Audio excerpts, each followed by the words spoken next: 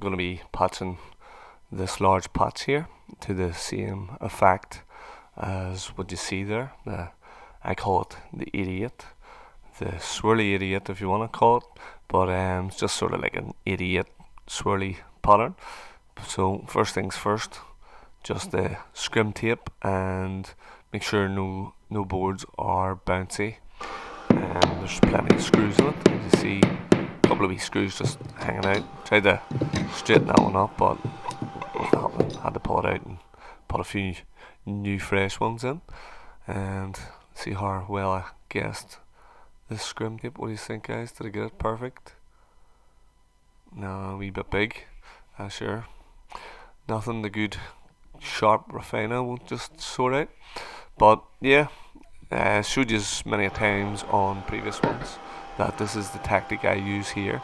That I'm not, especially in this one, guys, you're not going to be able to feather out. So I just tend to work the scrim tape up flush to the joint and then patch it in like so with lovely mix here.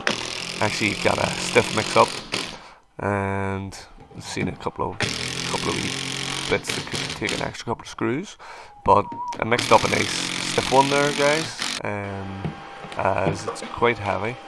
But have a look at this. Look, see the bounce and the joist just slightly missing here, so I had to put a couple in at an angle. And look at that now. It's up flush and there is no more bounce. Perfect. So get it all mixed up here. Another wee quick mix and make sure I'll wash the drill and stuff. So the idea here is I have a stiff mix and I'm going to build it all out slightly. This ceiling could take nearly 3 coats to get out sort of to the plasterboard. They did look like they sort of had it on quite thick. So my plan here is to build it all out around the edges first, and then I'll fill the middle in the suit. Obviously these joints are the most important, and the back ceiling angle there to the wall, they're going to be the most important thing, guys, to get them in and make sure they're all nice and tidy. I don't want to bring it out flush and I don't want to go over the edge of the plaster at this stage because I don't want to be making it dirty. So the idea here is just building out so that the next coat isn't going to be really heavy, as you don't want to mix your stuff too tight when you're finishing it with the sponge here. And I'll show you that at the end, the technique used to get that pattern. It's quite simple, but again might take you a wee bit of tinkering. If you're doing a patch, you might want to have a few different types of sponges to be safe, as you'll see that towards the end as well, what way I actually did get it finished and what sponge that to me looked the best, looked most similar to what was there.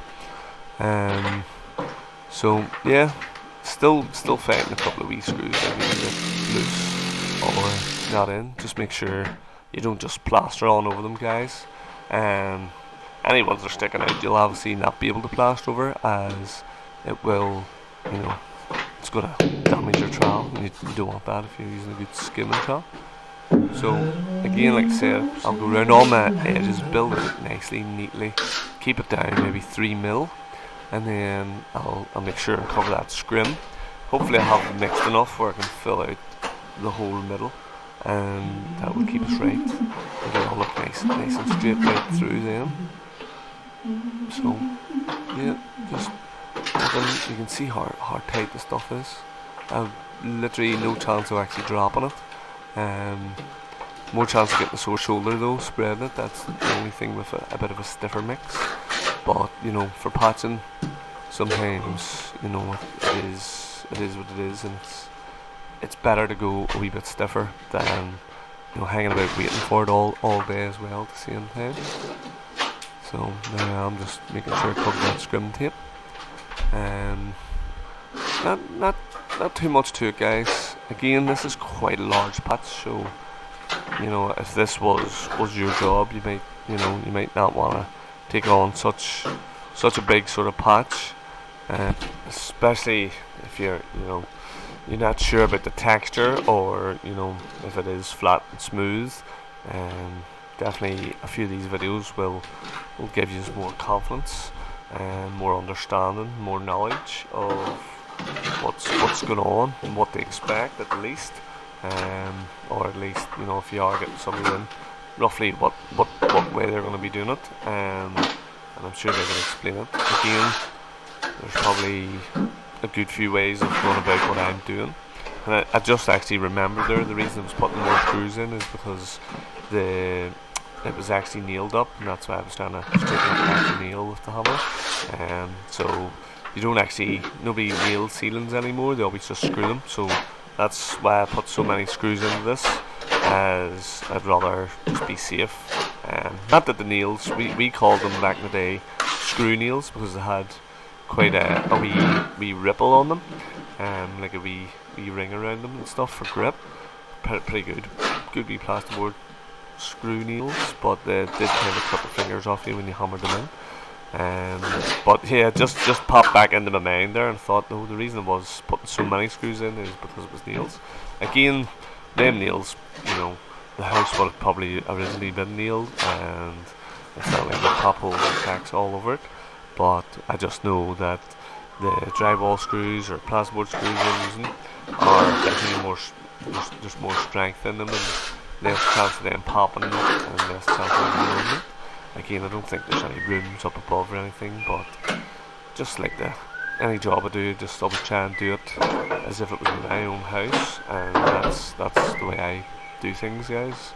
Doesn't matter what the job is, if it's a patch or a whole house, I try and plaster it as if it's mine. I think that's, going forward for anybody, I think that's kind of a good sort of lesson to take. If anything you take from this video, take that lesson, that treat it like your own house, guys, and I'm sure that will, if you do follow that bit of a code, it'll do you rightly, and you'll get plenty of work off it, and people will notice that you're being clean and tidy as possible, and you're leaving the best job that you're capable of doing.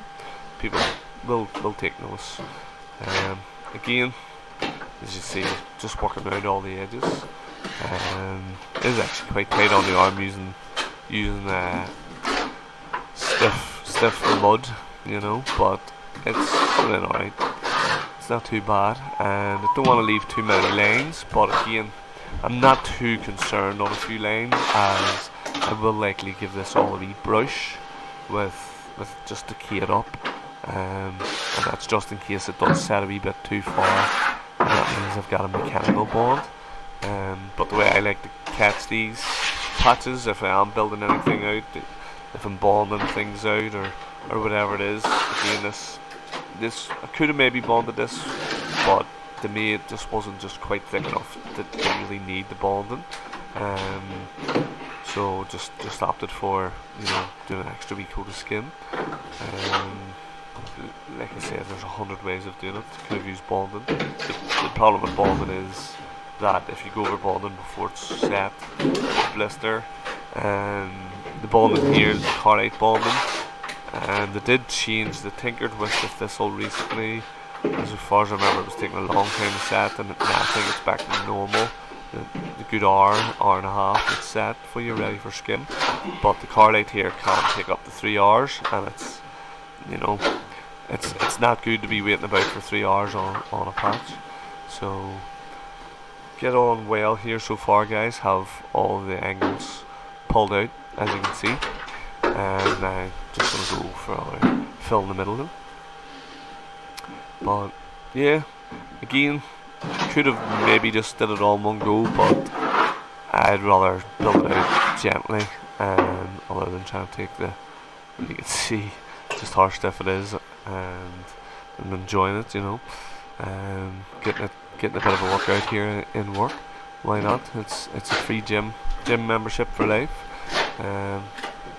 Might not just keep you completely fit, but it'll help. If it wasn't for this, I'd just be sitting about eating chocolate. So definitely better off in work than sitting about eating chocolate and crisps. But yeah, guys, not too bad so far. Nearly this wee section of work done, and then we'll be on to be on to this sort of getting it finished up sort of thing. Yep, we're nearly there, guys. Nearly have it all filled in, and I'll get it all prepped up and stuff. And hopefully there's some nice shorter clips for you coming up here, and you're just gonna enjoy me getting it all textured up. I'll try and get some nice close-ups of it so you sort of see what I'm up to, and what way I'm moving about with the wrist and the tool to get the shape that I want. And this is probably one of the easier textures to do, although I do find stipple quite easy as well. You can get a lot done quickly with it. Remember a plaster recently saying to me thinks that a lot of people are starting to get this done again.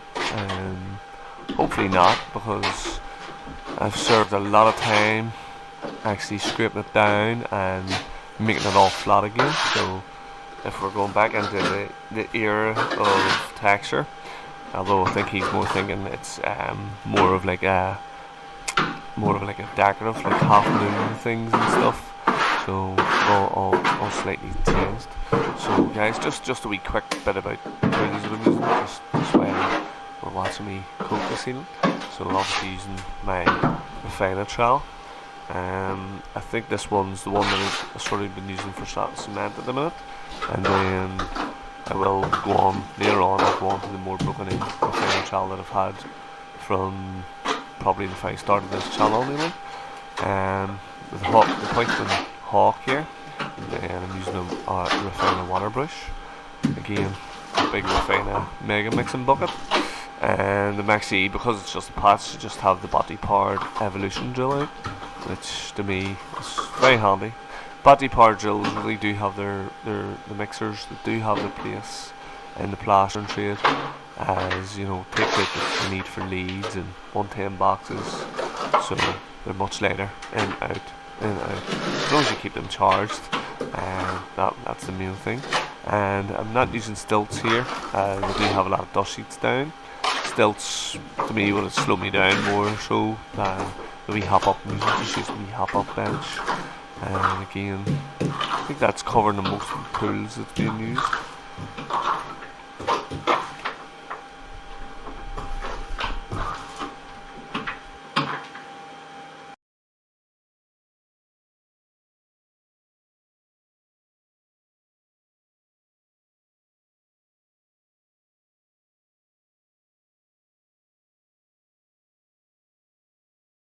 Right, so ceiling set up a wee bit, so just give it a wee bit of a key. It's a wee bit tighter than what I would have wanted, but yeah, about to start mixing here and get the second, maybe two wee tight coats over it. Heavier around the edges again, just to make sure I'm out flush. But the only problem is that sponge still has not probably. I like to do these with a sponge. I'll show you the technique of doing it, but that's still not great. So in case that doesn't work, I've got two backups. I think this one will probably be best, but again, I hope that one puffs out a bit. Probably could still use it flat, but yeah, let's see how we get on. So get this mixed up here, and then I'll come back on just when I'm giving it a quick coat, and then show you the finishing process, and also how you actually finish the angle, as it's different than the middle. I'll show you that all up close and personal. Right, so got my mix on. I'm gonna just get it all coated here. Probably will take two coats, trying to get this whole area in for you, but again, I'll get it up close anyway, but trying to get two coats on it. Stuff's still a bit stiff, but nowhere near stiff as that build out coat. So let's get cracking here.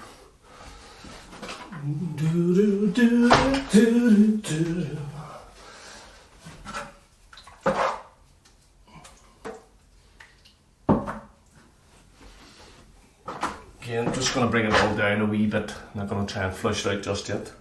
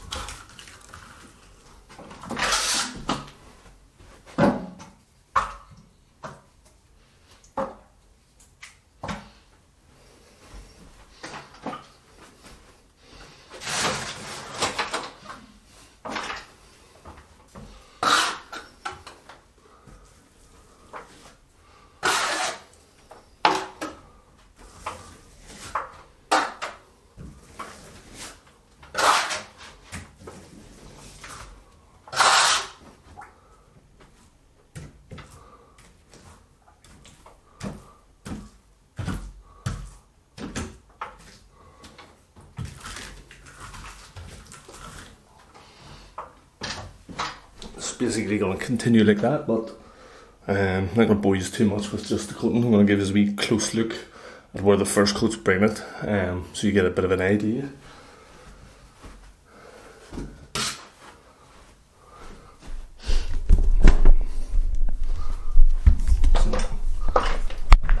You can see there's still a wee tiny lip.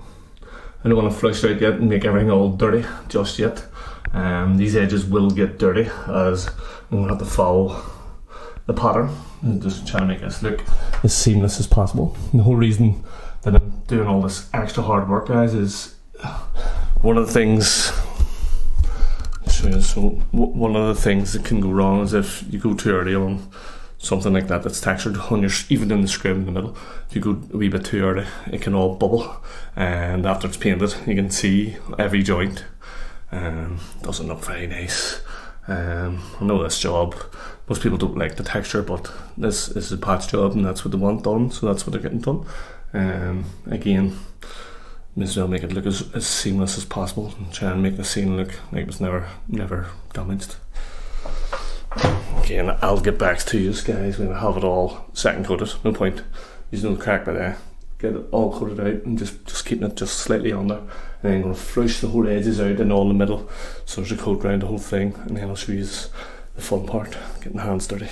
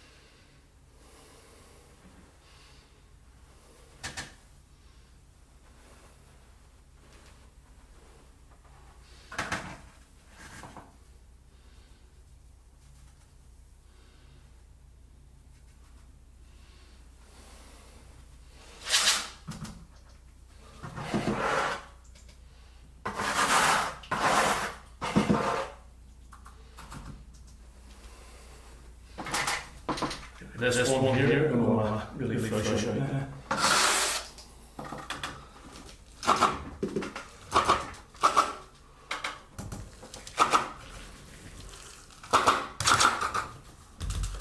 I'll show you it up close.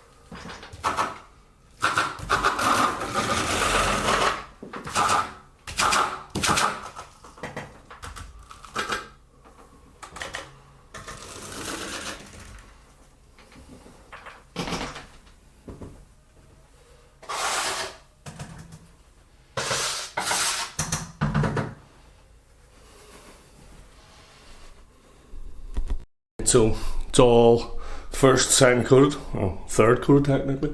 I'm going to give it a quick flattening, then I'm going to go around all these edges and get them all patched in, especially the edges, guys. They're going to dry quicker, especially along that wee, it's going to dry, and you're going to want to get that sweet before the middle. The middle's no problem. You can always coat the middle again, another wee lick if you needed, but it's not going anywhere. Stuff's not going to set for half an hour, so you have time, but again, not so much on the edges. So I'm going to give it all a quick flatten, then I'm going to start working them edges. Plan is using a tussle brush and a sponge just to follow the same pattern, and then we'll get it all in from there.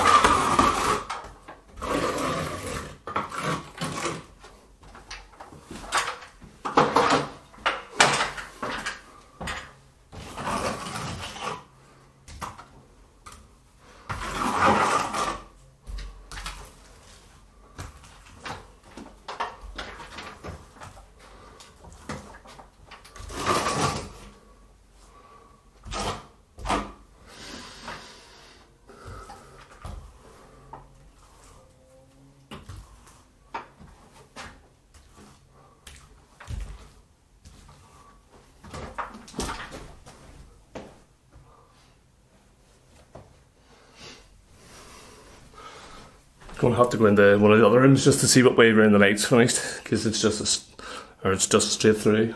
Most likely there should be just like a wee circle around the light, but now I'm going to get it up close here. Try and do this with one hand. So there's a wee bit started there, but basically what I'm trying to do is follow whatever way them patterns go and go with them. And this is basically all you do, guys. You just do idiots with a damp sponge, and try not to put it down, as that give you a different texture altogether. Stay flat, take your time to get it. So get a bit of a look from below.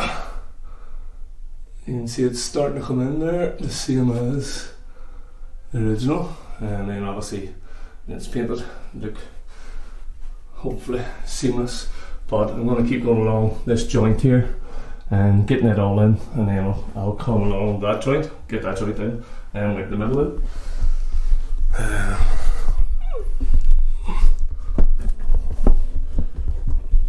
Very difficult to do with one hand, so I'll have to put this back here and get the rest of it all sorted. If if the camera allows me, it's messing about a bit.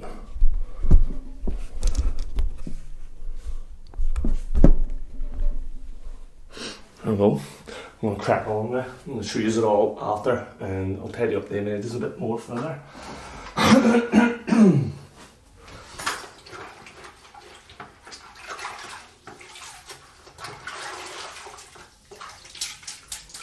I don't need no silver light.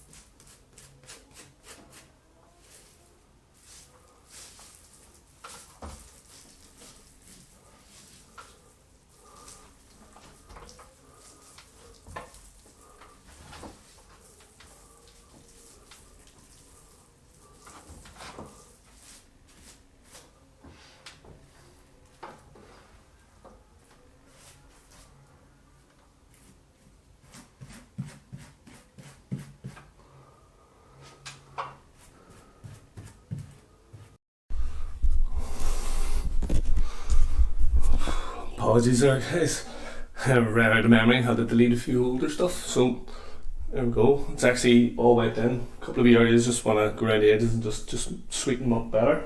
I actually swapped the float just as the camera died, the sponge. So just sort of looking, I was thinking this one's a wee bit more grainy, although it is a bit more knocked down with the paint, so it's a bit softer. But I thought I'd try and get a wee bit more sharper edges on it. But I'll show you up close, it's hard to see. It's hard to make any of that out like with the light. I could look like anything, but I'll try and get you some closer ones. So there we go. That's the finish, guys. Again, I just want to tidy up this joint a wee bit more, just a wee toss of brush. It's, you know, a wee bit heavier stuff there, and that would have been a disaster in that part patching, and I want to take that wee bit of excess off there. And pretty good, as you can see there. It's pretty much done. Again, we'll try and wipe down some more excess just to make sure that the joint is as seamless as possible, as to me that's what patches are all about. Again, that center circle there that didn't actually go around where the wire was, they didn't smooth it in or anything, they just gave it a pattern and left it on. I checked on another couple of rooms, just a quick look, and I have to clean this angle, guys, very important as well. This will help the wall be painted and the ceiling be painted. If you don't clean it, it'll be all lumpy, bumpy, and very messy. So I'll just bring this up close to the original here. You can see it's just really just tussle brushed in, but I want to make sure there's no wee holes on the wall and that it's smoothed in. Otherwise, like I say, it's not going to just paint just as sweet, but I'll get this up close when I'm doing that, cleaning that angle, and show you what that's like. And no, it's not. This is one of the easier textures to do. Stipple's quite easy as well, but it's just, during this video I'm sure you've learned there's just some things you don't want to do. Can lead to disaster pretty quickly. So yeah, I think I've matched this one in pretty well. You can let me know your thoughts. Again, it's hard to see because the original ceiling's painted white, and it's, then the new plaster here is dark, so it's a bit of a contrast. But yeah, definitely let me know your thoughts here, and I'll show you how to clean the angle here shortly and make sure that everything's lovely and paintable. So here's a bit of a nice look at the texture, guys. I also did not be cracked just while I was here, but yeah, I think it's a good angle here and shows you how closely matched it's really came in. But you can be the judge, guys. I'm ears open. Here we go. How to clean the angle, guys. Make sure that it's sort of straight along the edge. So I will wash the brush here and clean the wall a wee bit more, but this is how you would do it. Be a bit easier in a new build, obviously, because you'd be skimming the wall after and then just brushing that angle, but you want to just brush that so it's easier painted.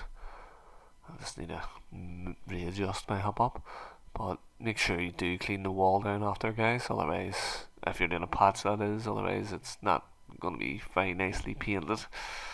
And yeah, so I just need to scrape that down and clean up the whole place here. But like I say, what do you think, guys? Pretty lengthy tutorial. If you made it this far, thank you very much, and I will for sure try and cut this down to a smaller version.